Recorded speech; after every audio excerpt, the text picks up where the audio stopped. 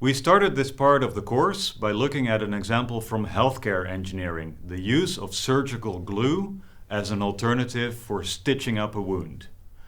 Over this part of the course, we've looked at the structure of molecules, how molecules interact with each other, and how this impacts many different properties. Now, what does this have to do with surgical glue? Let's have a look at what happens here in detail. Surgical glue is a small molecule. When it is brought into the wound, it polymerizes and it attaches itself onto the wound edges. At the same time, it also forms a barrier against bacteria. So how is that? The surgical glue itself has many different functional groups. It has an apolar alkyl tail, which doesn't like to be in water.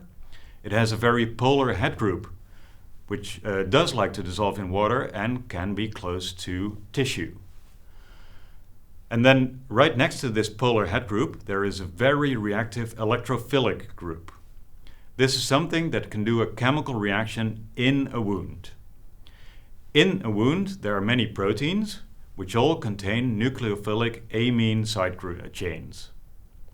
When these proteins come in contact with the surgical glue molecule, they will perform a nucleophilic addition. This nucleophilic addition initiates a polymerization. So there is the first protein amine attacking the first surgical glue molecule, and this then propagates a polymerization with other surgical glue molecules, forming a long chain. We now have a polymer that has two sides to it. One side is very polar with these CN groups, and the other side is very apolar with these long alkyl chains. The polar side will like to attach to the wound edges. The apolar hydrocarbon chains will like to get away from water, so they will mix with other polymer side chains. This forms a very apolar zone, which can act as a barrier to bacteria.